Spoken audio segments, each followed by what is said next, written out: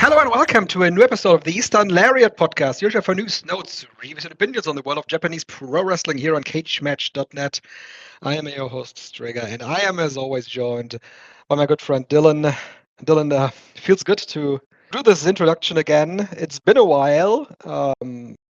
For me, mostly, for professional reasons. For my job was really intense in the last couple of weeks. Also for private reasons that are much happier than that. But for you, it was kind of a mess the last couple of weeks. So I'm really glad that we have you back here on the show. Yeah, like worst timing in terms of the show itself, actually, because that was right around when Stardom and Dragon Gate did their big show. Exactly. I will say, planning to do a show. We set us a schedule for doing a show on these two. Yeah, and then you messaged me saying you weren't going to do it, and weren't going to be able to do it at the time. And then things went south anyway. So any kind of negative feelings I could have on that were quickly displaced, for sure. But I will say I did write some reviews on the Patreon. I still caught up on those. I wrote some reviews about them because they were big shows. The main event of the Stardom show was fantastic.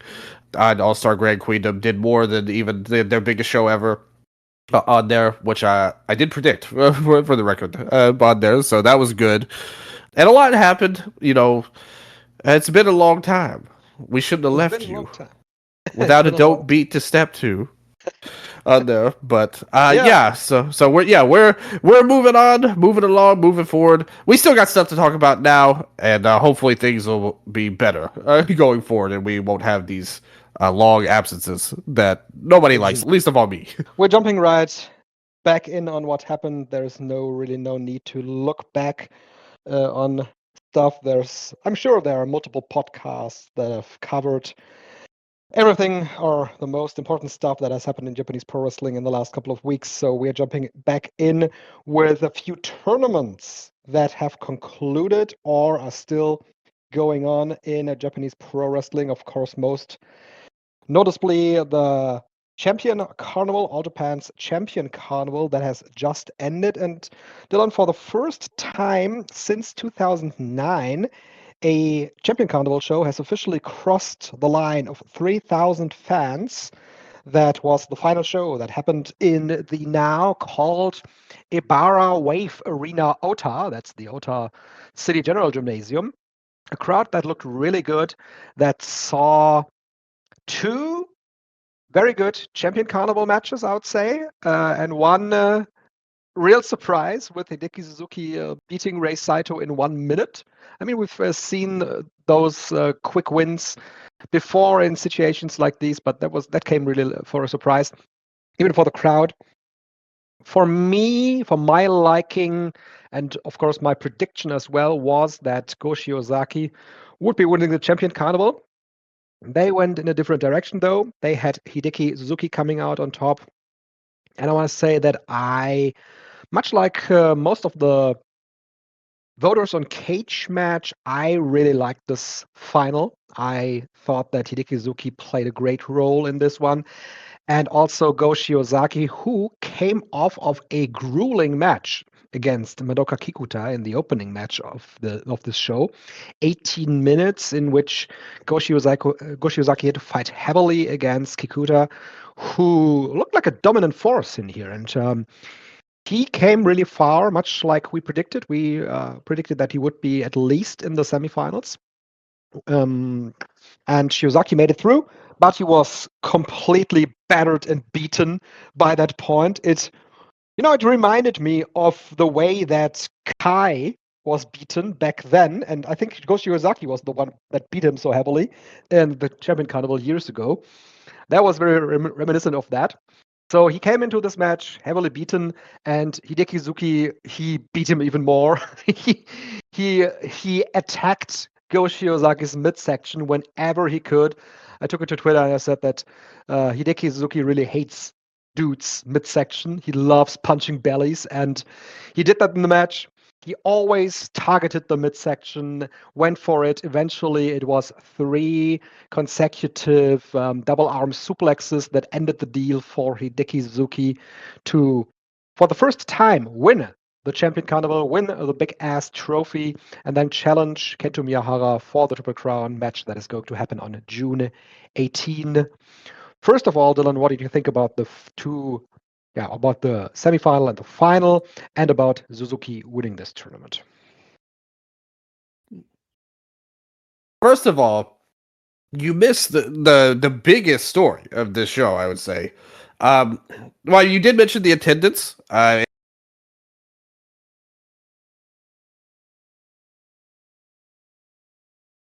Has to man from the Bachelorette on there, You who just I have dropped been. out. Dylan, can you say that again? You just dropped out. What you missed was I missed the big story. Yeah. So you did mention the attendance. It's definitely great. We talked about that, but the reason for has to be the man from the Bachelorette coming in, who I've been following studiously on Reddit translations. So thank you for Tokyo German, who I presume is some sort of German in Tokyo.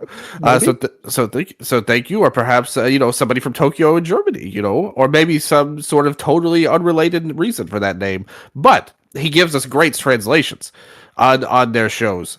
And Yuma Anzai made it to the final episode of The Bachelorette in Japan on here. And I've been following this along studiously.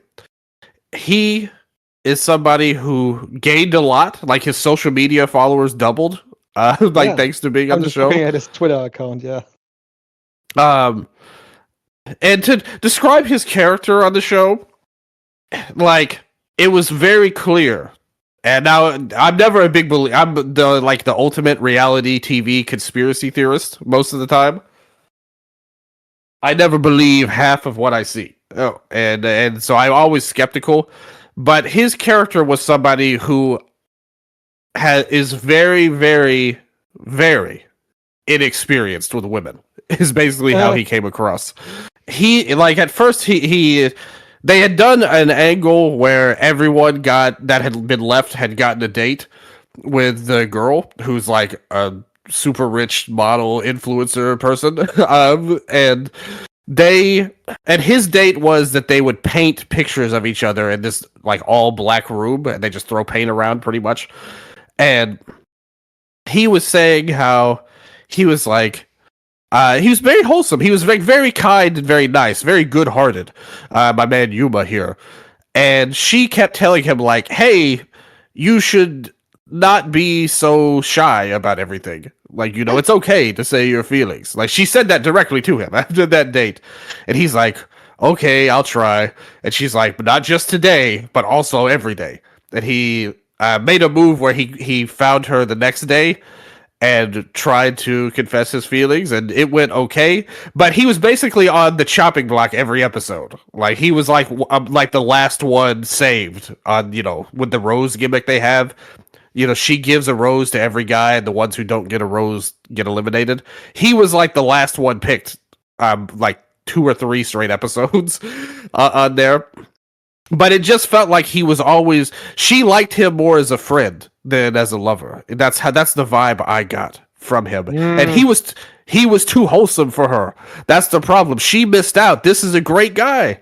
He had all these very sweet dreams of being with a family and all of this. Oh, one thing I did like too, within 5 seconds of his appearance on the first episode, when he walks down the aisle or whatever, he mentions All Japan Pro Wrestling by name.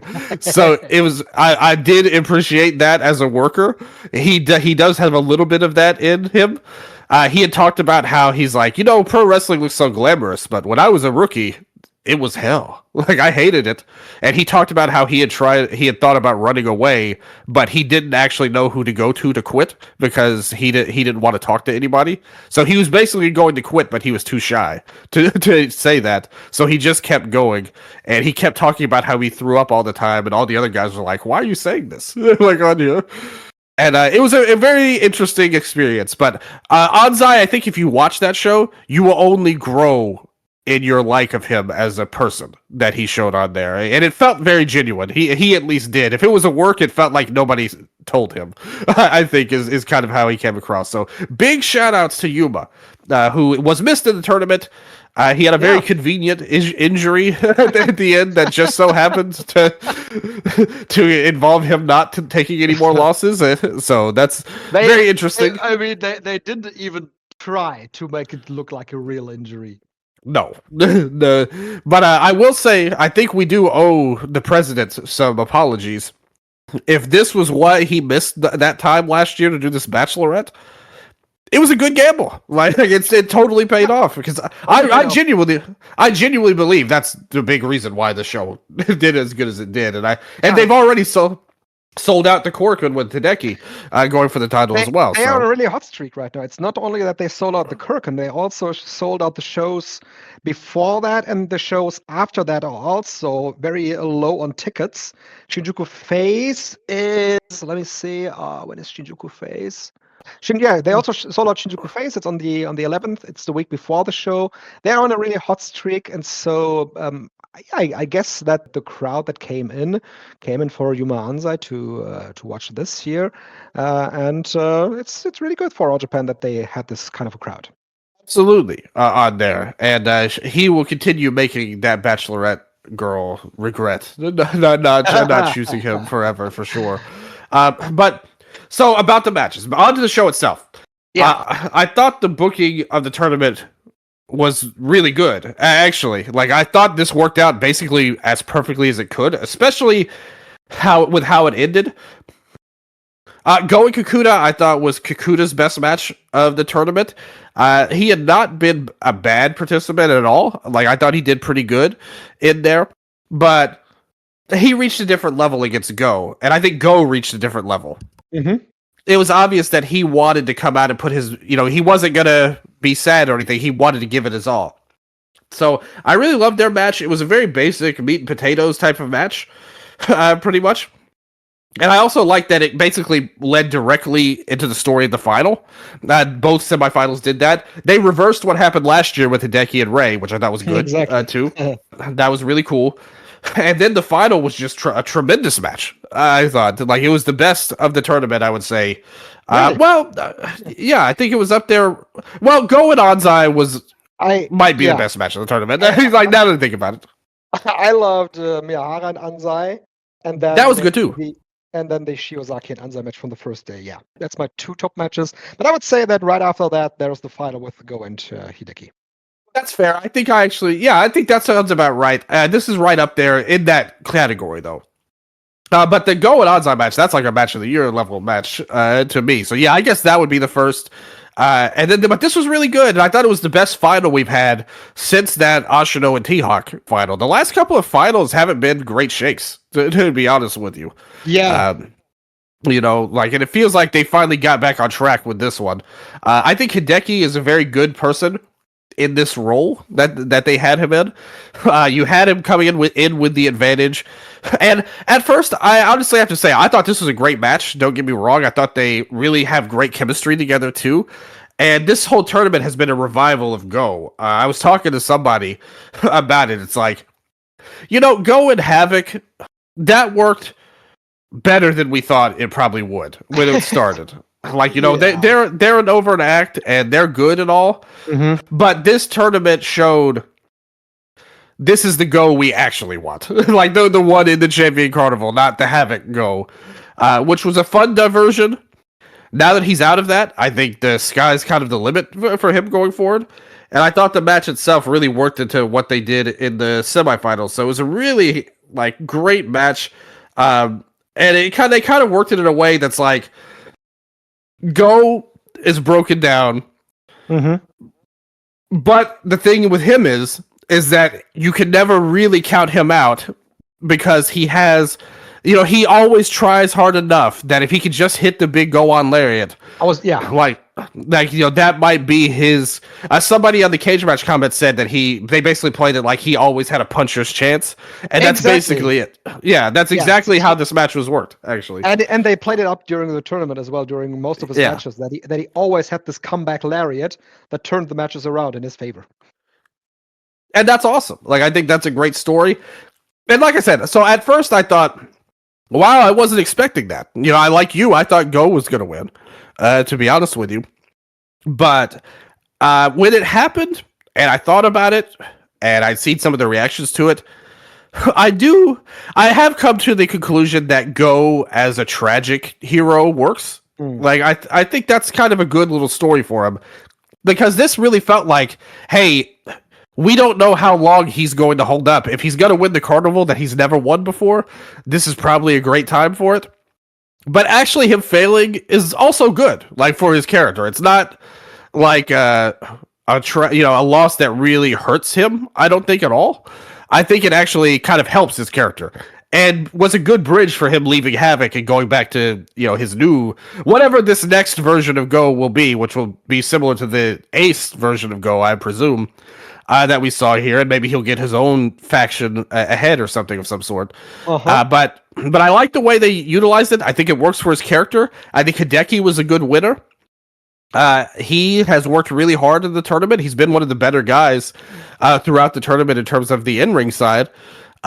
And he's very helpful behind the scenes as well. So I have no issue with this at all. I was surprised at first. I thought Go was going to win. Me too. But I don't hate it at all. I actually think there's a chance he wins the belt too. Especially if what should be the grand plan is getting this Triple Crown on Yumanzai as fast as possible, I would say, to capitalize on this. And not just that he's a great worker, but just to capitalize on his newfound fame. And I think Hideki is a great player to bridge to that. Like, you could have Hideki have a V1, Anzai wins the tournament, and the Odo, and then you could just, transition from there and be off to the races. They might even do it a little earlier if they just want to really quickly get to that. I don't know how in a rush they are, but yeah, so all in all, the tournament was booked very well. I thought the tournament as a whole has to be the best version of this tournament in a long time. Like, I think that, like, up and down, this tournament has been good. Obviously, you had the first 3 nights, which had, like, bananas main events, like, up and down. All those bangers really early on, yes.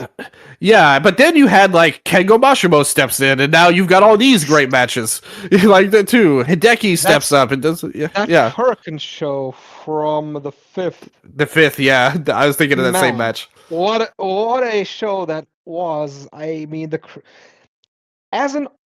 the individual parts may not have been as great or as outstanding of some of the matches that we just mentioned, but the overall show and the overall booking and the drama of it all really came together well for a great overall show, and the crowd was really hot and heavily invested in most of the stuff that was on the show. And it concluded with these 2 really fun, short Block A decision matches that ended the show. And I mean, yeah, it was really fun. As for Kengo Mashimo, in the middle of the tournament, he suddenly became this seemingly unbeatable character when he started to beat everybody left and right, and he had this amazing transition to the ankle hold. It was against Yuma Anzai, wasn't it? Where he transitioned it from the German suplex into the ankle hold. I watched that over and over again. It was so amazing. And the match against Kento Miyahara proved that this guy, you could put it in any given situation and he will just thrive. I love the booking of that too, because they did something really unique and cool. Because I think pretty much everyone's kind of like, they'll take the simplest, like, it always ends up as the simplest path. And instead you had a 4-way tie, which I would have liked. I do have to give a criticism of this though, because you did that in Block A, and then in Block B there was a 3-way tie that Kakuta just moved on for reasons on here. Reasons. Yeah, they had never done the tiebreaker before. That's a part of their lore in this tournament, and it just felt like there's too much. Like we had to replace people. And let's just move on. Like let's just get to the final. We're not even gonna mess around with that. Like Kakuta's an outsider. We don't want him beating our guys twice. So let's just move on. And so they did it, and it worked. Like I said, the semifinals worked great. Both semis were great matches. I would give them both 4 stars. And I thought that, I mean, no one was a 1 minute match, but still, it was perfect for what it needed to be, basically. I guess no rating, but still like a 4-star level booking performance, I suppose. And then the main event was even better, I thought. So, really good stuff. I thought they did a good job. Aoyagi was an MVP candidate in the blocks as well. I thought he was like he totally flipped the tournament on its head. Shout out to Cyrus. You showed me the picture of his son graduating. Yes, that's cool. So Cyrus dropped back on Twitter, so he's actually doing fine. We just obviously still don't know what led to him not doing the Champion Carnival, but he seems happy, so good for him. Yeah. Yeah, but it's still though, Aoyagi made the tournament a lot better. Like in his place, I would say. So a lot of people gained from the tournament. I would say Kakuta got the notch on his belt of making the semis. You did some really good stuff. The Saitos were relatively protected, even though June got hurt obviously right away. So this tournament had to go through some changes. Like that's another thing we have to give them praise for. A guy dropped out. You were a guy that was on, like on punishment or whatever. He had to step through and to try to redeem himself in the ring. Then you had an injury, and then another injury, which we are all highly skeptical of. But they had to flip things around a lot, and I think it all worked out really well. And this was the best final in years, but I think the tournament itself was way better than that tournament. Actually, like that was like the one notable match that Ashino and T-Hawk.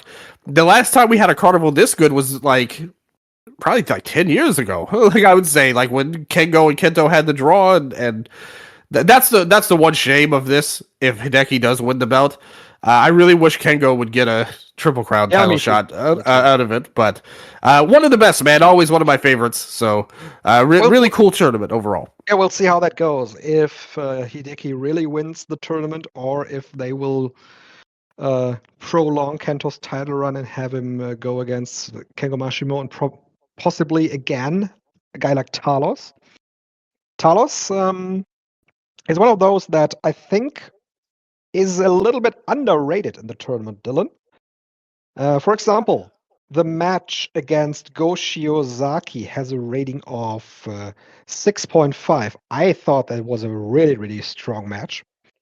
The one against Miyahara earlier in the tournament, also rating of 6.2, also was really into that match. I thought he had one of the better matches against that Rei Saito had in the tournament as well.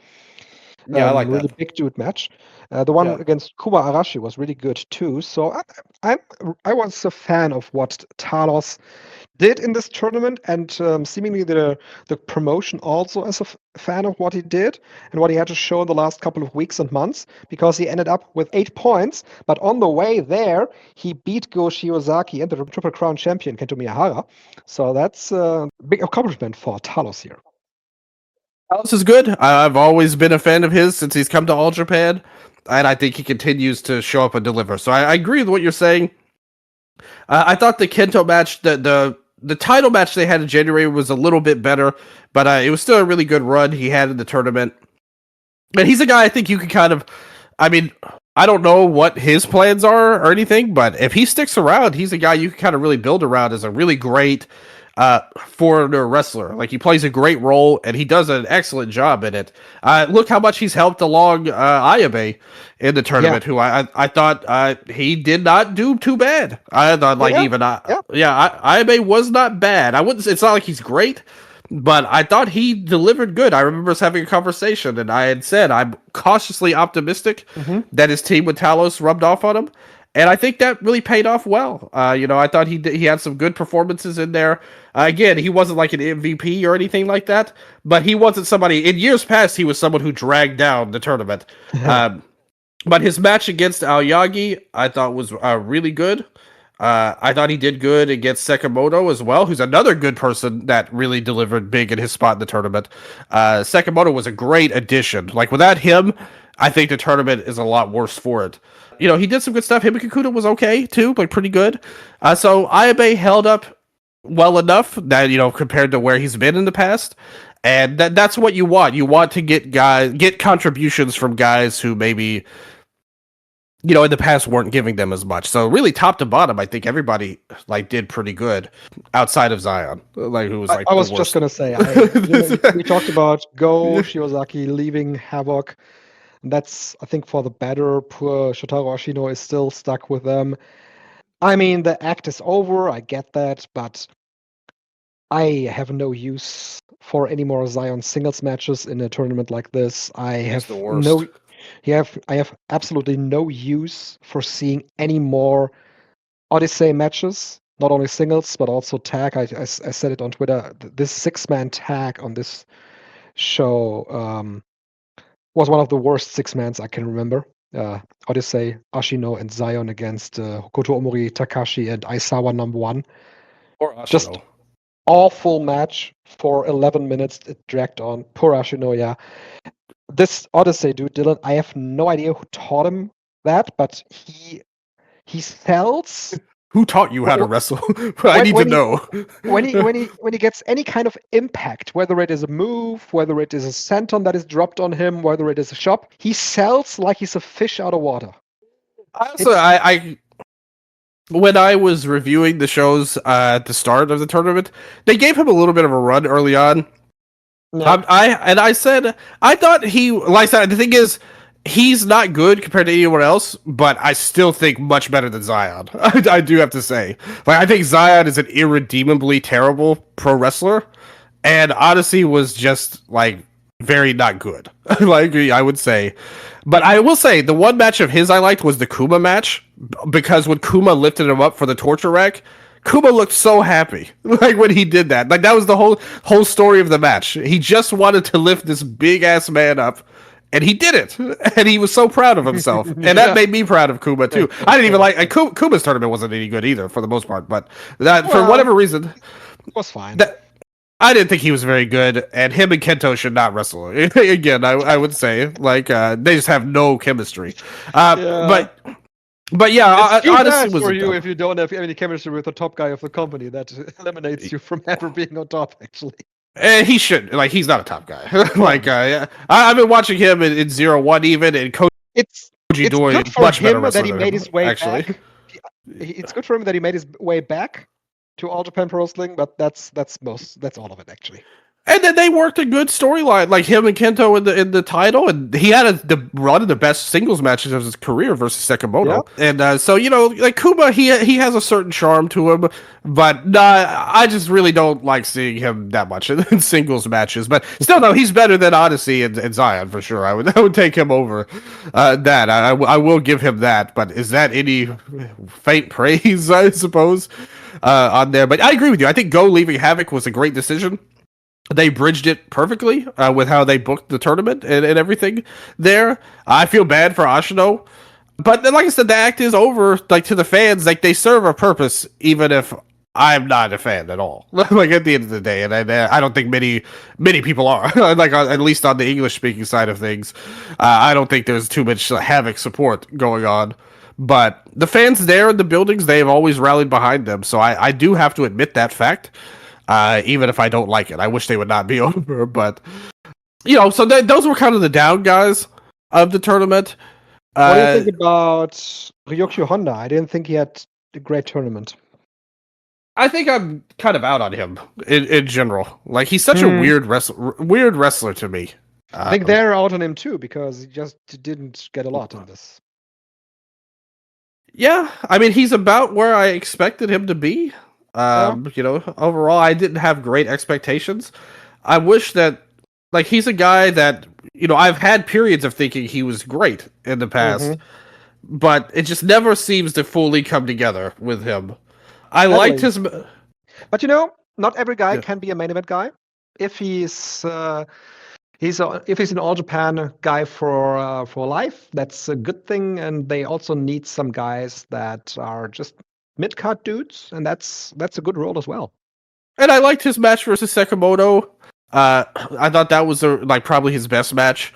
Match versus Aoyagi was pretty good too. Like those guys were getting some of the best matches again because on paper that block was not looking that good, but I think through the contributions of some of these guys, they elevated others, and so like they helped people like Honda look a little bit better. But then when they wrestled each other, that's when things got like that. Honda and Zion match was like so bad, I thought, and IMA and Honda wasn't good either. So it's like you had some tough matches in there for him. But in general, like even if you're not having great matches up and down, you can carry yourself like you're growing and help your star power a little bit. And he doesn't do that. I feel like he fell into the same trap Aoyagi did for a while, where he was more into the comedy and goofy side of things. If he got more serious, maybe that could work for him. But I mean, there's been so many different versions of Honda too. It seems like they're rebooting his character a lot, and that's not a good sign. I don't know. He's just a weird wrestler. Like I want to like him, but I kind of don't. If that makes sense. But like you said, he's not. Him just being who he is not bad. You could always turn to him like as you need a random one-off title match. He's a better option than Kuma, I would say. Like over there, that's for sure. But I don't see much more for him than that. I think that is one thing they could rehab some people like him and Ashino that feels like they've really fallen out of favor, I guess, in the booking. But Aoyagi proved that that's also possible if you have enough effort, like pretty much, because he was going nowhere before, and after this tournament, his stock has been raised a lot, I would say. Yeah. All right. I think we talked about all of the guys in the tournament, basically. Is there anyone that we missed? We talked about all of them, I guess. Yes. Yeah. What else on the show? We had the re-debut of Yasutaka Yano against Yuma Aoyagi. What do you think about that match? Aoyagi's like I said, he went from like a goofball asshole that we all just want to leave to now he's like, okay, he's the one we trust to work these matches. Here we want spotlight. Yeah, like I said, the match itself wasn't that great, to be honest.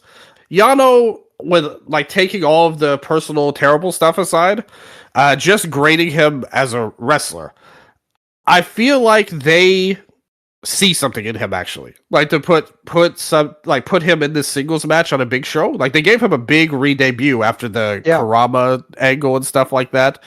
But even that match, like the one with the title match that he had, and that was in the main event, I just don't think I think we talked about this, or maybe we talked about it off the air, but like he left when he was still a rookie. And it feels like he hasn't actually grown, like in these years away in any way. It felt like he was just wrestling to wrestle, like in Mexico. I don't think he took too much from that experience for some reason, and he's still kind of the same as he was. So I mean, but I do think they do see something in him to put him in a big match like this. I don't know what their plan is for him going forward, but he doesn't. He still feels like a rookie to me, and they made that they made that part of the story. Kind of, I think they kind of know that too, and so they're trying to make it a storyline. Him coming in had mixed reactions, for sure. It was like all negative among Western fans, but Japanese fans, it was mixed. Just the people in the arena, of course. So like, I don't know how, like what the purpose of this is really. I still don't think the upside is worth like all the negative. I was just gonna say, I mean, he was fired from Noah in 2023 when he was 3 years in, but at that point he also still was a rookie. He then, like you said, went to Japan, still feels like a rookie. I don't know if this guy has a great upside, actually. Yeah, like no, Like you not said, at all. Like apart from the horrible personal stuff. yeah, exactly. And that's always going to be a factor for a lot of fans, and like valid, totally valid on the fans' parts that feel that way. But they clearly, that's not a part of their judgment of him. Like they see something that I don't know what they see. To be honest, like I said, he's not a great wrestler. Like at the end of the day, he's still kind of a rookie like guy. I guess they hope that he can improve, and maybe some people vouched for him. I mean, I'm pretty sure that's what happened, to be honest. I do think at least one person vouched for him, and probably some others probably like wanted to give him a shot. But I'm not seeing anything that leads me to believe this is going to go anywhere notable. It feels like he's going to be stuck on like match 1, 2 type of duty for a while. But to be fair, though, on this show, he wasn't. Like they gave him like I said, they gave him a legitimate match on this show against Aoyagi. And it got time. Like it got 12 and a half minutes on here. So they didn't just job him out and like they've done to Kofuji in his matches. Mm-hmm. So like where do they see him like in the rankings? I wonder. Like in their internal rankings of the company. Kofuji got his first victory on this show. His first that was cool. victory on All Japan and on a big show too. That's a good sign for him. Let me see. Where is Yano actually on the upcoming shows? He has a singles match against Ryukyu Honda. There's no full schedule of the card yet, so we don't know which match it's going to be, but very much sounds like a match that Kofuji had just a couple of weeks ago. Yeah, same style. Yeah. I wonder why they're putting him against heavyweights too. Like he feels like a junior guy. Like I mean, they brought him in as the junior champion challenger, but they're just.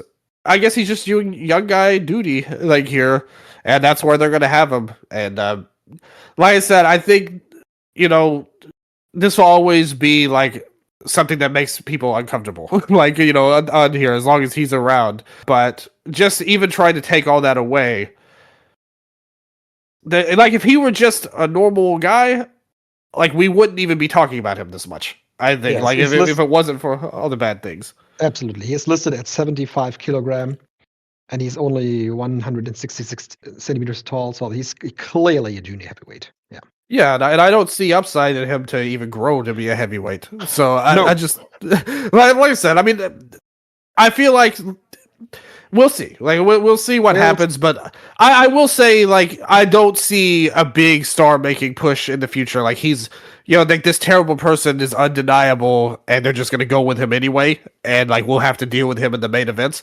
I don't think that at all. Like I think that he's going to be in this role, and we'll see what. Like who knows what's going to happen in the next years to come. Yeah. With the whole company, not just him. But as it is now. Like I said, that is one silver lining, I suppose, is that I don't think there's much sign of him making a big push forward on the card. I mean, like the crowd reaction to that match, it wasn't like they were like reacting to him like a big star either. No. Yeah, so that's what you have to look at. Like with the Havoc, like they react to those guys like big stars. Him, they don't. Some more notes from this show. After the aforementioned horrible 6-man tag, Hokuto-gun did the only thing that was logical after that horrible match. They disbanded. We'll see where Hokuto to be fair, Havoc is bad, but that trio is awful. The Hokuto-gun trio. Like you can't blame it all on them, even though it might be fun to. That trio is really bad at the end of the day. Yeah, absolutely. Then there was another 6-man, the Titans of Calamity and Shota Kofuji defeated the Saito brothers. Like I said before, Kofuji picked up his first win over Senior Saito. This, though, led to another tag team challenge from the Saito brothers because Jun Saito basically he ate Ayabe's gown. That was hilarious. That was so good. That's a way to challenge for a title, man. So they're getting a tag title shot off of that. You earned it. And then we had a really chaotic 8-man tag match where the result was that there is a challenge for the Gara six-man tag team title match from Ryukyu Honda, I think. Zuwama still has the title alongside his Evolution brothers, Hideki Suzuki and Dan Tamura. Yeah, that's what happened. And of course, in the co-main event, there was a junior six-man tag match. They did a lot of these during the tour. It's weird, though, that Tachibana wasn't on this show. yeah, we're forgetting someone. Because the champion, actually the junior heavyweight champion, and all tour long they did prelude matches with him and Dan Tamura trading wins back and forth. And so that match is going to happen on the Korakuen Hall show too. So we're going to go to that, Dylan. That's on June 18. I think the card is really looking great so far. We have Kento Miyahara and Hideki Suzuki for the Triple Crown. We have Go Shiozaki and Yuma Onsai against Zuwama and Yuma Aoyagi. What a freaking tag team match that could be. Yeah, that's going to be great. Then we have, for the All Asia Tag Team match, the winners of the Junior Tag League in All Japan, Atsuki Aoyagi and Rising Hayato, are going to challenge a Dragon Gate team, and it depends who it is. It's going to be either the champions right now, Yasushi Kanda and Genki Horiguchi in Dragon Gate. Dylan, it's the year 2026. Yeah. Genki Horiguchi is on his biggest run in a long, long time, and we don't know why. Yes, it's always funny. I do have to shout out every year the Jay interview on Open the Voice Gate on there, and his discontent with the old guys was very funny, especially knowing how annoyed Case is by this Genki push. Yeah. My only problem is if Genki has all this power now that he is now getting to politic for wins and all of this, why didn't he do this 15 years ago? Like, where was this in 2010? It's exactly that. It's been Case's point for the last remainder of shows as well. I don't know, man. Like, be a politiker. Like, screw everyone over, get all your wins, but do it when you're great, not when you're old as hell. On there, yeah. But yes, who is the other team that it could be? Yes, the other team is the much better team. It's Ishin and Yoshiki Kato. And that team against Aoyagi and Hayato sounds much better than Horiguchi and Yasushi Kanda. Like I said, I'm sorry to Case and Jay and everybody. I will not besmirch the good name of Genki Horiguchi. Hage. Like, I'm not going to do that. Okay? Like I said, no matter how bad he may be. I mean, his title match was pretty good. Like, I thought they did as good as they could with him and Tanaka in the singles. This tag run, over Jackie Rita, no, no. That's all bad. They should be the champions. Like, it should be Jackie Rita going against Atsuki and Rising. But like you said, the Gajo Takuro team is good too. That's a good stylistic matchup. Big guys versus small. That would be good. I do expect them to beat Genki and Kanda. To be fair, yeah, me too. So I think that will be the match, and that could be a really good match. Like you said, that could be another great match on that show. This is a good tag team season for All Japan right now. Yeah, and there is another singles match on this card for the junior heavyweight title. They started building up this match in March. In March. They couldn't do it. Seiko Tachibana, he didn't even have a defense yet. He won the title on January 25, and he hasn't defended it since. And usually they do a junior title match, in the near the end of the carnival. So I don't know what the deal is with that. Isn't there a rule that you have to defend your title in a? Oh, I think All Japan has this 6-month rule that they also had when Atsuki Aoyagi was still champion. He died, and they waited the 6 months to vacate the title after that. It was really classy. So yeah, it's 6 months that you have to defend the title in. Yeah. See, so he's within the rules. Yeah. Whether it's good booking, that's a different question. Entirely. But I mean, that match could be great. I love Seigo. I love Dan. It's good. It'll be a good match. They had good prelude matches They weren't too outlandishly good, but just good interactions between the two. I have good expectations for the singles match. I think the title match, they're going to get good time, and I expect it to be good. Do you think Dan wins? I kind of think Sego would. I think Dan wins, but it could go either way. It's yeah. If he won, that wouldn't be a shocker. Sego winning the title at all was the surprise, I would say. Yeah. I think he has had a good run, even though he hasn't defended the title. Yes, he's done a great job in these V0 defenses that he's had. But no, like I get what you're saying, though. Like I said, just him winning the title. Not everybody needs this long, drawn out. Sometimes sometimes the win is the story. Exactly. Like I always like one of my favorite examples of this was an old school Ring of Honor. I know they've got like Supercard, whatever, but back in the old days, Homicide winning the belt, that didn't last very long, but the story of him winning was what made it great. And like why everyone remembers it so well. That was a fan of those days. Like this is the same thing here. Like him winning was all we need. Like he's already been proven. Like, he's already justified everything by winning the belt. So Dan winning would be good, and I think Dan needs something. Like, to be honest with you, I think that they should give him something. His performance has been worth it, and he's a guy you want to kind of be in that mix in the junior heavyweight scene with Musashi, Yoshioka, Hayato, all these good guys that they have right now. Dan should be right there with them, and yes, but it should be a good match. So looking forward to that. All right. I would say that is as much as we can say about All Japan Pro Wrestling right now. Yeah. For the Champion Carnival, that has concluded.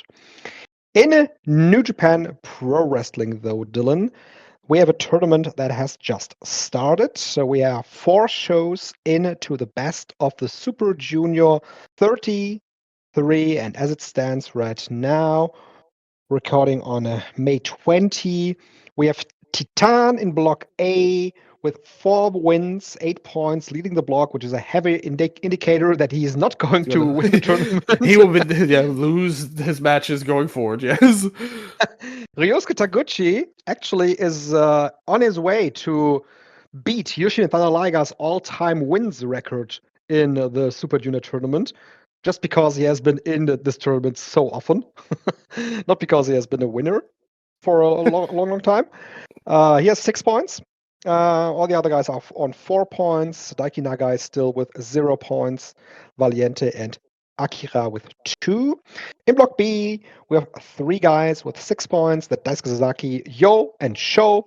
There's a number of people with 4, and Ishimori, Desperado, Kanemaru, and Kushida, Hio, Eagles, and Jacob Austin Young are all on 2 points. I've watched the first 2 shows of the tournament, basically not all all matches, but some of the better matches that were mentioned on Cage Match. Most notably, of course, the match on the first night with Kosei Fujita going over Francesco Akira in a really cool match, chaotic opening, and just some really cool stuff between these two. There was a great main event to start the tournament. And on the second night, we had 2 goodish matches on top, even though not as good as the first night's main event. Kosei Fujita and Nick Wayne, as well as El Desperado versus Taiji Ishimori, both really good matches. But it's not like that any of these matches so far have been so great that they lit the world on fire. It's just all very streamlined. I think Daisuke Sasaki is a nice pace of change, actually. A nice change of pace, actually, when he came in to defeat El Desperado. They brought in some dudes to bring some different flavors in with Jun Kasai and his hardcore style. But I fear, Dylan, that this kind of stuff that's different, quote unquote, is going to be not that different by the end of the tournament, because they are going to do it in every single tournament match with Jun Kasai and his hardcore elements that he's going to bring in.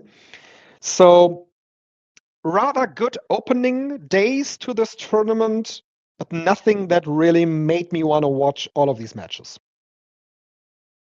think the story so far is how many short matches there are. Like a lot of these matches, they're struggling to get 5 minutes in the undercards. I mean, if you have 10 tournament matches on a show, there has to be some matches that are going to get cut short. It feels like that hasn't happened though in the past of this tournament, where there's been multiple matches where I mean most of these matches are not even going 10 minutes on there, which is it's not bad. I'm not complaining about it. No, but no. I think it's interesting because they usually don't do that, and I like it. I think it helps the shows go by a lot better. You can kind of, especially the first couple of shows, like that Hyo and Yo match. You don't need more than 2 minutes for that because they're not good. Like that's very true. But you get your taste of Hyo. At the end of the day, it gives you a little bit of a look at him and what he's about. You get guys that Jacob Austin Young had his first match. Like you said with Sasaki. Well, they gave Sasaki and Despy a lot of time because it was Despy. But you got your taste of everybody within the first couple of days, pretty much. But yeah, so like not a lot to write home about in matches, and I think that's also by design though. So I give them a little bit more of a pass by it than if every match was going 10 to 12 minutes and then the last two were going 20. That would be a much worse tournament than what they've done so far. I think Kosei's been the guy that stood out in both of his, in all of his matches, really. I did watch Night 3, and I really liked his match versus Kasai in there. I like Fujita taking on this brawler energy, like to add a little bit more to his game as like this rebel character. He did it in both of his matches, so I really like what he's bringing to the table as well. So that's good. And other than that, I mean, it's pretty ho-hum. Like, Akira's done all right. But besides that, nobody's really standing out so far. We're only 4 shows in. We'll see what they do and if they can build to a good match. I don't really have a good gauge on where this tournament's going from who's going to win. But it's still early. But yeah, I like the Fujita matches so far. The match versus Nick Wayne was also okay on night 2. That was pretty good. It wasn't bad at all. But the other 2 matches I thought were a little bit better and more brawling energy. So I thought that was a good thing. And yeah, like it's going all right. We'll keep an eye on it. I'll be reviewing the shows on the Patreon show. So we'll see how it goes going forward. Yeah. I mean, I don't know. I really don't have much to add to that. My early conclusion of this was that Desperado and Jun Kasai would be making the finals. Do you still think that's what is a possibility? Yeah. Yeah, that's what I thought going in. That feels like, why even bring him in if you're not going to do that? Exactly, because, I mean, the other option would be Kosei Fujita again. I don't think that they would be wanting to go back again to that. Then I said that I think that Despy would be winning the tournament if he would be facing Jun Kasai. One thing I would have liked to see them do in his first match, I would have liked them to build a bit more mystique around him. Like, I would have held him off and then put him in the main event right away. Instead, they had him do the mid-card match with Titan, and he's bringing a different vibe, but like you said, you made the perfect point at the start. That's not going to be that different by the end, like when we see it 10 times at the end. So I would have liked to have seen them kind of hold off on that, and because I think he was the biggest X factor of the tournament going in. Yeah. Like the one everybody was talking about. My intrigue was actually to see Jun Kasai come into this tournament as a wrestler. But they didn't do that. Yeah. They didn't do that, no. Yeah, no, I totally agree with you. I wanted to see what Best of the Super Juniors Jun Kasai would look like. And it's more like he's bringing Jun Kasai to the Best of the Super Juniors rather than adapting around it, which, I mean, it lets these wrestlers have different match types than they normally would. But I would like to see him do a normal match and see what it would look like in New Japan Pro Wrestling at the end of the day. But yeah, we'll see how it goes. Like, I'm still with you. I think that's the logical final. And we'll see what happens going forward with that. Well, Doki is still the champion, so we get another round of Doki and Desperado. I think Kasai is going to win, actually. Like I said, that was my prediction. Kasai and Doki? Yeah. Actually. I think that's the perfect opponent to kind of get the last juice out of the Doki squeeze as champion. Because I feel like him as champion is like DOA pretty much like at this point. So I think they're going to have to do something if they want to move forward, and it saves you from like Kosei winning it or whoever they really want to be the champion winning the tournament. We'll see though. It could be anybody. Like it may be a complete curveball from what we think. Overall, I do think Doki going out was good though. Like I think the guy is a much better replacement than Doki at this point. Yep. All right. That is as much as we have to say about this tournament. Yeah. Then another one that is just going on is the king of a DDT, Dylan. In the first round of this tournament that happened on the 4th of May, we saw the first round matches, and most of them were really fine matches. Was a good show with a good flow. The two most notable matches, probably the main event between Mao and Katsuma Sumi, in which Mao defeated Sumi. Sumi, of course, the DDT Universal Champion right now. And then we had Shinya Aoki going over Canon. Shinya Aoki is one of my MVPs of the first half of 2026, I want to say. I love this dude. He's bringing something different to the mix while trying to adapt to the pro wrestling style that DDT is bringing. I really love Aoki. Chris Brooks versus Junta Miyawaki was really good as well in this first round. Was a good show for DDT and Korakuen Hall. This tournament, for me, is defined by Aoki. Like, I think that he is the man. And both of his matches were the best matches for me. And it's one thing against Hiroshima, but it's another against Kanon. Like, they have one of the best matches. And I just think he's really, like, he's underrated. Like, when you look at the whole scene of, like, Japanese pro wrestling, he really is one of the best workers to me. Like, I think he's one of the best overall wrestlers. Like, we will talk about him. We will talk about his first half of 2026 when we go to the Half Year Awards. That's true, yes. And I think that he deserves a lot of love, because I think when you consider, like, doing more with less, I don't think anybody beats him, like, right now, to be honest. I did like the main event of the first show, though, with Mao and Sumi that you mentioned. I thought that was pretty good. Mao is this weird character, but him, like, him in this match could have gone, like, the wrong way, but instead I thought they worked it really well as kind of like a crazy, DDT match, pretty much. It wasn't perfect, but I like that they did they really went balls to the wall, which is what Mao's known for, and I think Sumi was up for it too. So I like that match. I thought the Junta match was good too, against Brooks on the first show. Yeah, yep. Like Daichi you said, Daichi Sato is another one of these guys that I really like. He came really close with Harashima here as well. Yeah, just a good show, top to bottom. And you mentioned the second match that Shinya Aoki had. It was the second round main event in Shinjuku Face against Harashima. And I, for one, think that this match is a little underrated, actually, by me too. inmates, much like Shinya Aoki is underrated. So overall, that was just such a beautiful pro wrestling match. I adored it, Dylan. It was awesome. Like, it was a great match. Hiroshima is one of the... even with Aoki, I remember when he first came into DDT. And, if you don't know his background, he's literally one of the best, like, MMA fighters ever. So him coming in... gets forgotten in the pro wrestling circles that he's just that legit dude. Yeah, exactly. He's literally one of the best ever. But he came in and he had a match with Hiroshima. That was like one of his first matches, like that he had, if it wasn't his first. But he had some really good chemistry with Hiroshima right away.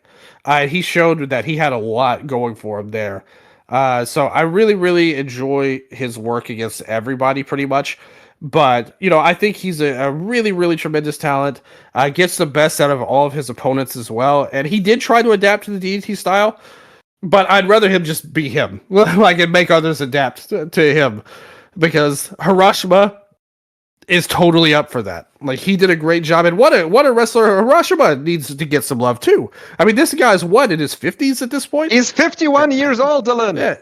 Yeah, and he's like, he has to be up there. I like in the over 50 crowd of wrestling, he has to be near the best, most consistent performers. Masaki Mochizuki It goes always not is. that No, Mochizuki is always a great call. Yeah. But the comparison obviously is Togi Makabe. Togi Makabe is 2 years older than Harashima, and Makabe isn't doing anything anymore. But Harashima is still main eventing heavily in a DDT. He's not only doing the singles part, he's also doing the tag part, tag champs with Chris Brooks right now in this new group that he has. That guy is still going strong, and he's been going strong in DDT for 20 years. Yeah, absolutely. Like he is like to me, he's the one that everybody always thought of for a long time with DDT, like as the ace type of guy. Obviously, sure. as a veteran, he's not that anymore, but he's still somebody that he's always there. When you need a great match, you can always turn to him, and he's going to deliver. Like it's been proven time and time again, even in his 50s. So, yeah, that match was great. I agree with you. I think it's even a little low rated. A cage match, and I think these guys, I can't wait to see him do it again, because it feels like, with the way DDT is, any two guys really, like no matter who it is, it feels like they'll always circle back to each other eventually. Just the way they book and how the heavyweights are, or not the heavyweights, but the main event guys are in DDT. It feels like they'll always come back around one way or the other. So I can't wait to see these guys do it again in the future. And I was glad too that Aoki won. I thought the finish was really smart, how they did it. So I thought it was really good all around. Yes, it was a good finish with the European clutch in the end.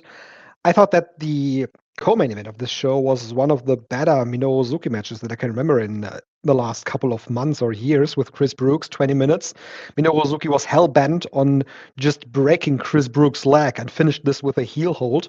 I really loved that story. I thought that Chris sold it really well. Suzuki was relentless on the ankle, so that was a really good co-main event, has a rating of 7.55. Really, all of these second round matches had something. Danshoku Dino obviously going over Takeshi Masada was one for the DDT crowd, and the crowd was completely behind Dino, which was fun to see. Shinjuku Face was wanting to see him win. Mao over Hideki Okatani, beating the second champion in this tournament. Hideki Okatani is the Extreme champion right now, so Mao on a strong run as well. And that then brings us to the semifinals. That these matches are going to happen. They always do the gimmick of the box, They draw balls out of the box, and I always wonder how they do it, Dylan, because this box has to be gimmicked. Still haven't found out how they do it, but it always turns out that the matches are really lining up nicely, that they draw from that. So we get the obvious match that with these four should be happening. It's Minoru Suzuki versus Shinya Aoki on May 31 in Kirkenhall, and Mao versus Danshoku Dino. So two completely different matches with the MMA guys squaring off and the DDT guys squaring off, and we get a MMA guy versus DDT guy match in the final, which actually is perfect. Yeah, I mean, I personally wasn't feeling any of those other second round matches, actually. But I get it. Like these guys are DDT stalwarts, like pretty much all of them. Even the Mao and Okatani match, I didn't think was great shakes. I thought it was fine, but it wasn't like anything that sticks with me, really. And I don't have much use for like Suzuki or Dino. Yes, I will say Suzuki has at least tried a bit harder in both of his matches. Even against Naya, I thought like that match could have really gone off the rails, but I don't think it did at all. And the Brooks match was fine. Like even if I think it went a little long for my taste, but it was not bad. That's a valid criticism. Yeah, it wasn't bad though. Like it wasn't what I feared it was. And Dino, I obviously have no time for whatsoever. So we'll see how this goes. I don't know. The way they booked the tournament makes it feel like Dino's going to win, actually. Like that's kind of the vibe I'm getting. But my hope would be Aoki. I would love to see Aoki again. Mao, we've said it before. They did that, though. They had their chance. Yeah, exactly. With Mao, where he could have beaten Yuki Ueno for the championship, and they didn't do it. And now he has beaten two mid-card champions, which would indicate that he would be challenging one of those in the near future. I would really love to see Danshoku Dino versus Shinji Aoki in the final, actually. I think that's probably where they're gonna go. I think it might be Dino and Suzuki as well. Like I could totally see them doing that. Both of those guys are like yeah, they're legit, all that stuff, but they're also goofy. Like at the end of the day, deep down. So I think Dino's going to the final for sure. And it kind of like coin flip on the other. I would prefer it be Aoki because then on top of it, it's two DDT guys. But we'll see. It depends on what direction they want to go with the Ueno thing, like who they want to put him over going forward, put him against. He might not even win, but still. Yeah. Absolutely, yeah. And except for that, for the semifinals, we of course have the final on the same show. Another match announced for that is Pale Youth. Takeshi Masada, Yuya Kuroko, and Daichi Sato are defending the title, the six-man tag team title, against Shuna Katsumata, Yuni, and Katsuma Sumi. That also should be a very good match. All of these six guys mix up really well. Yeah, I like Pale Youth a lot. I think they're a really good team. So I hope that they get some good momentum here. Yeah, that then concludes our DDT talk, Dylan. There's one more tournament that I wanted to get in here. I don't know if you've actually seen it. I'm talking about the G-Class tournament that GLEAT is in right now. Yeah. I watched the first show from a Shinjuku phase that happened on May 13. Crowd of 2,000. No, Blake isn't doing that numbers anymore. Yeah. Nope. They're really small company right now. But I've said it before here when we talked about it a couple of weeks ago when we talked about GLEAT. I kind of like what they are doing right now. Me too. Yeah. They are a smaller promotion right now. They're using lots of indie talent. I'm getting my influx of seeing Vander Jack in multi-man matches and also in singles matches. He had a match with Drago just today, singles match. So this show from May 13, I thought was a good show. We had 4 first-round matches in this G-Class tournament, and I want to say I really liked all of them. I was a big fan of the Kaito Ishida versus Kazuma Sakamoto match, which had an amazing finish. Of course, these two being stable mates was a story going in, and they just didn't hold back. They just went all out. And the finish was Kaito Ishida going for an ankle hold and just kicking the ever-living shit out of Kazuma's midsection, then going for the win there. That was a great match, Dylan.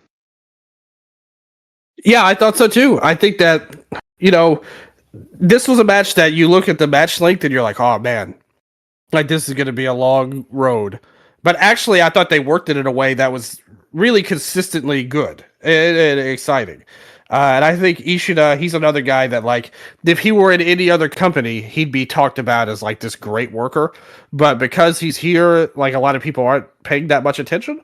But he still puts in great efforts in all of his matches. Kazuma was perfect in his role as well. And it was a great way where, he was able to maintain being legit against a bigger opponent in Kazuma. So I really thought they both did a good job. You had Kazuma do some power stuff in there too. So I thought they did a match where both guys worked a longer match in a really smart way, and both guys looked better because of it. So yeah, I definitely enjoyed that match a lot. In Ishida's case, Dylan, I would actually say that he is back again, because I felt like that this dude was checked out for a long time. But when you look at his match guide on Cage Match, there really isn't anything in 2024 that stood out in any way. And even in 2023, there are only few matches that are really standing out. There's the match against T-Hawk on April 12, 2023 that is rated highly. That was a great match. That was a great match, but I think that now it seems like he is checked in again and is having great matches, and he's carrying himself differently than he used to in a couple of years ago. Yeah, I watched some of his title reign last year. I thought he did really good, actually. Like I thought his match versus Izuchi was great. The match with Nakajima was good. The match with Yamamura I thought was really good too. I liked him. Like I thought he was good even last year. I do have to say I disagree a little bit. I thought he was really good last year.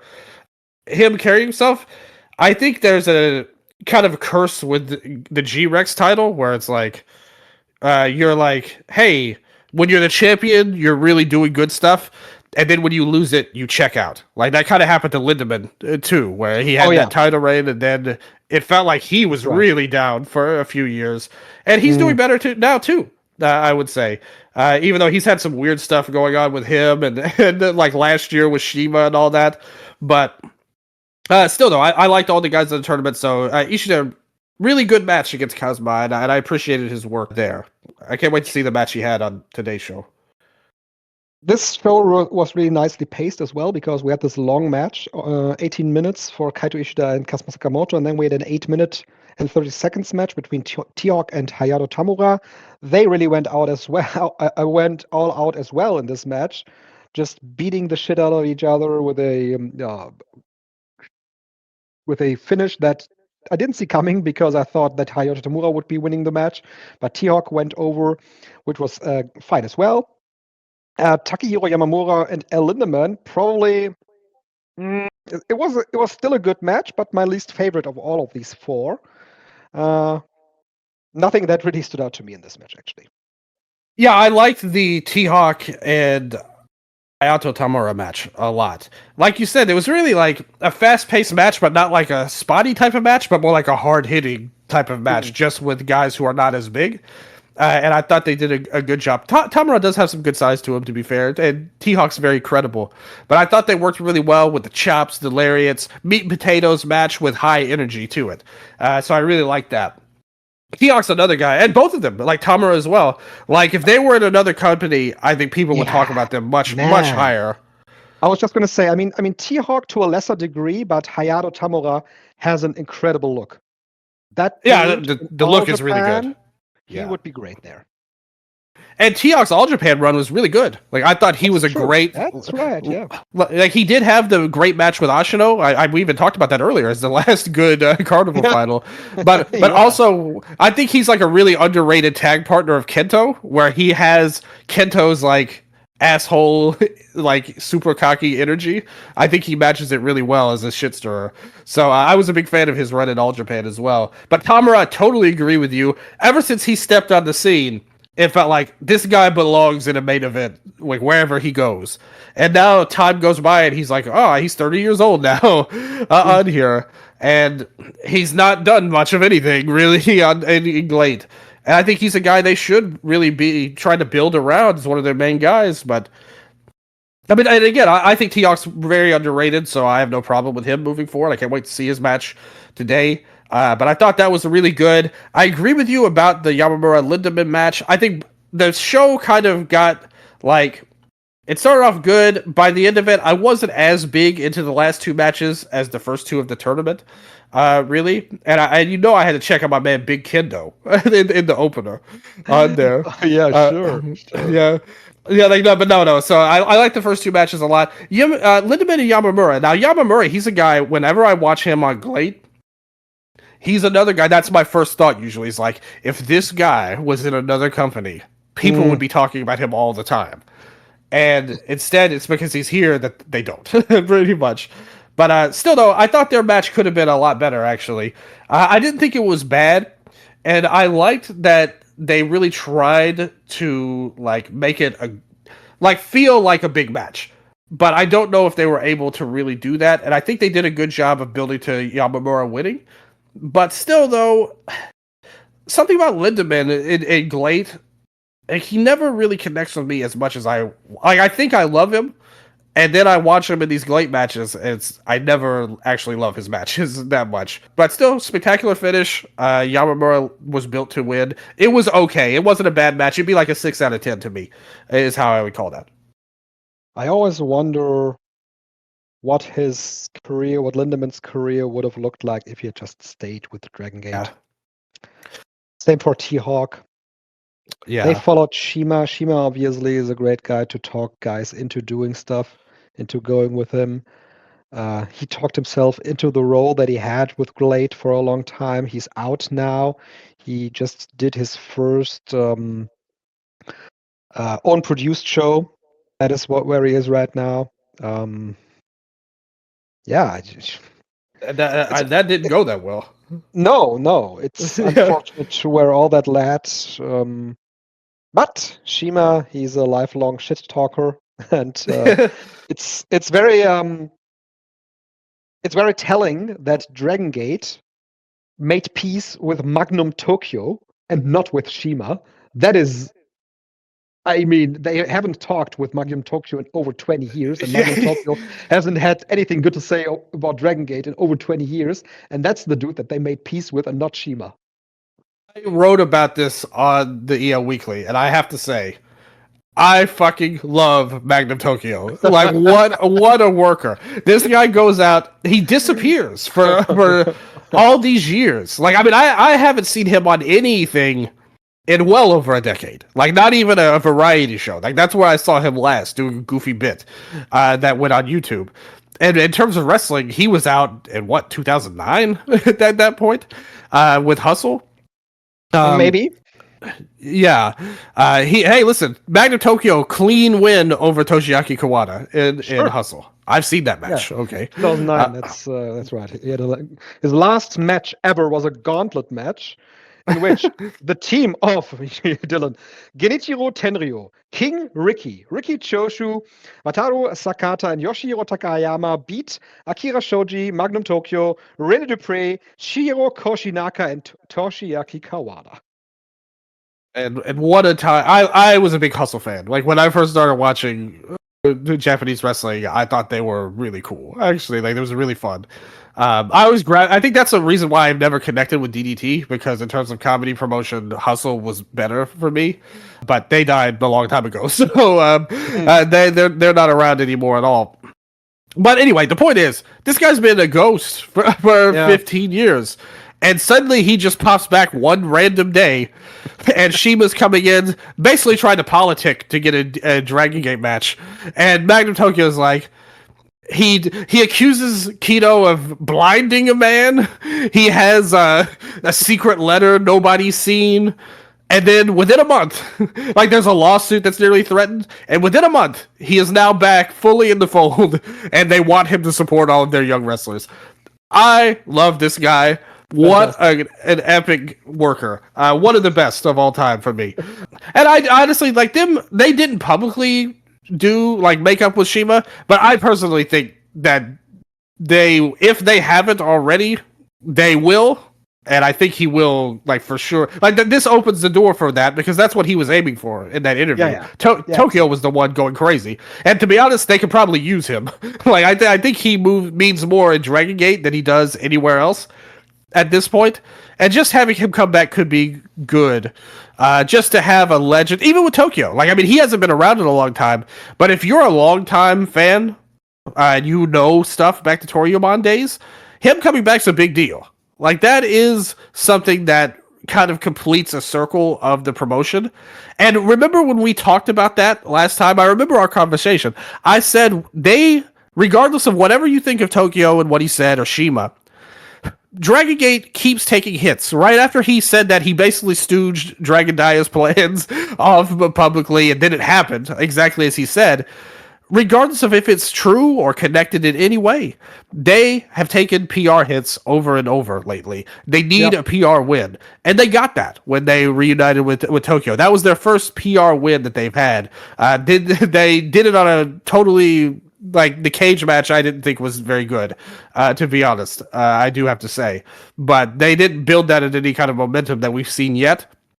But hopefully it means something going forward for the company. So big shout out to Magnum Tokyo. And I personally, even as a longtime fan, I do want Shima to retire in Dragon Gate and not on, a Shinjuku face one-off show. And, hell froze over once before in the Dragon Gate, at least once, that is, with Ultimo Dragon coming back to the company. Even Taru came back for a show. Yep. Yeah. So why not Shima, man? Yeah, why not? He's a legend. It would be good for him, good for the company.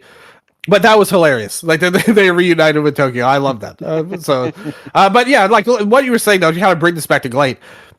Lindemann, he's like kind of like how I feel like these guys are like when he left DG, he wasn't a star really. He was like a guy on the come up would be how I would describe him. Somebody we all thought had a ton of potential, but he wasn't like a champion or even a contender like T-Hawk was. But he grew in GLEAT and got to become the champion. And like you said, I wonder he got some New Japan dates. That's really good. We even though it didn't last too long, but he had a good year run or so in New Japan where he was in the tournaments. Mm-hmm. Yeah, and then even in the tag league as well. So he had a good like year run in New Japan. Had the big title reign. It's not great, and it's probably not what we all wanted. Well, it's definitely not what we all wanted. But he at least got stuff done. He hasn't totally disappeared from the public eye or anything. But in terms of work quality, match quality, I definitely think there's a lot that's left on the table with him. And who knows? Like, who knows what will happen with this company and Dragon Gate? Like you said, they've reunited with far bigger blacklisted individuals than these guys before, so maybe they'll come back. Yeah. The main event of that show, I thought it started really well with Brass Knuckles June fighting Ryuichi Kawakami. Kawakami, I don't know how to describe his gimmick right now. So he was with the Anti-Glay Monsters. Then the Anti-Glay Monsters, they turned on Kawakami and they became a stable that is now known as the Sick. It's Brass Knuckles June, Chris Weiss, Keiichi Sato, Koi Konishita, and Rock Iwasaki. And Kawakami's gimmick now is that he is wearing a very colorful singlet. That's yes, accurate, but yes. Yeah, he has red hair, and he's. It seems to me like that he is more like a comedy character than anything else. It's the complete opposite of what he was doing when he was still with the Anti-Glay Monsters, because he was known as Ryuichi Shaman Kawakami, and now he's just this fun-loving dude. I mean, haven't we all had that phase of our life, Strigga, where we're really in a depression? It's his balloon phase when Okada had the balloon. Yeah. Yes, but the thing is, Okada never was a shaman as well. So, haven't we all had that moment where, like I said, maybe we're down. He wasn't happy about his career. He wished he was still in Big Japan. And, well, he probably doesn't wish that, actually, now that I think about it. But nevertheless, he was, going through a down phase of his life, and he said, you know what? I need to practice magic. And now that he's out of that wayward phase of his youth, he just loves life. And we have to respect that. But yeah, I have to say, this deal, like with the Sick and June Tancho, Brass Knuckles, whatever, this is not it for me. Whether it's them, the anti, like whatever you want to call them, I'm not into this at all. And I like these guys. I like all of them. Like I said, Jun Tancho was a big prospect in Wrestle One. He's still only 27. Like he's still young. Even after all these years, it feels like he's been wrestling for 20 years now. But he's still young. And Iwasaki, somebody I always said was one of the best indie guys. And Keiichi Sato has always been good too. So I like these guys. Konishita, don't forget him. He's on his way up. Yeah, he's good too. I like him as well. Yeah, you're right. Totally correct. We cannot forget him. He's a very good young performer as well. So these guys have a good upside. They're all pretty young. Iwasaki might be a little older, but they're all pretty young. Like maximum mid-30s, pretty much. Like between mid-20s to mid-30s. And they're all talented guys. But when you're doing a match like this, I think that maybe it's just me because I'm too desensitized to these kind of heel units right now. I think that took away from me And like you said, Kawakami is not somebody I'm going to rally behind as a babyface. No. I was a fan of his when he was in Big Japan. Yeah. Like I thought he was really good. I mean, that was 10 years ago as well. Yeah, that's exactly. Yeah, he's like 37 now, and basically for the last couple of years, he's done this heel gimmick and nothing of note, actually. Yeah, he's been a total non-factor. Like I defended Ishida, but I can't defend the Shaman on there. But for this match, I thought it started off nicely because Brass Knuckles Jun, he did various attacks on Kawakami's arm, and I thought that those attacks in the first 6 or 7 minutes of the match were really good, had a good story to it. But then it all broke down when Kawakami was on the verge of defeating Jun, which led to the Sick interfering in the match, attacking the ref. The ref was down for a visual 3 count for Kawakami. Yamamura ran in to fight off the Sick, which directly led to Kawakami defeating Jun, which was awful for Jun because it should have been his victory, actually. Yeah. So, not a good finish, no. No, they could have gotten to this a totally different way if this is what was the big plan for it, I would say. But, like I said, there was some good stuff. You see that these guys have talent. Even though I don't think the match was that good, I think you see that they're good. This just was not positioned in a way to succeed. But still, though, like I said, when you look at these 4 guys, I think they set up a very interesting tournament. They're guys that are good and underrated, almost top to bottom. And I like the vibe of the promotion, even though it's smaller now. Like, it's not where it was at the start, where they had the DJs and all that stuff, and people were going crazy over it. Yeah. But still, it's a good little promotion. If you want an indie, I mean, they're not really an indie; they are owned by a company or whatever. But if you want a smaller company, there's constantly good wrestling in this company from guys that top to bottom are really good. Like Junjie is another guy I would say. He would be somebody I would point to. On that show, you had Yuya Aoki. He's been working in 0-1 as well. You've got also some good guys. Recently had his All Japan debut too as a junior. Yeah, you're right. That's right. He was in that match. Yeah, I totally forgot. Yeah, that was a 10-man match there. But yeah, that's cool. I think he's a great worker too. On there, I was a little surprised he's a junior. To me, he's a heavyweight in my mind, but he was in that Japan, junior match. maybe, but in All Japan, not so much. Yeah, I guess. Maybe it's just Ashino desensitized me, but to short guys being heavyweights. But yeah, no, it's fine. He's good, and they have a great crop. I hope they continue using him. He's a guy that I think that he has a lot of great upside. Maybe not charisma wise, but as a worker, I think he's really good.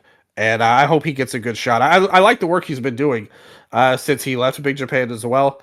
So, well, I mean, he's still kind of in Big Japan, but he just is a freelancer going in there. So good stuff. Good stuff all around. Let's give some love to GLEAT right now. Yeah, they're doing some pretty good stuff. They did show a video for the upcoming anniversary show on July 1st, and you can see the downsizing of GLEAT just from watching this video and from the arenas they used to use for this show, and now they're in Shinjuku Face as their main venue. I like them more now than I liked them when they were trying to be a bigger piece of Japanese pro wrestling, which they never were actually.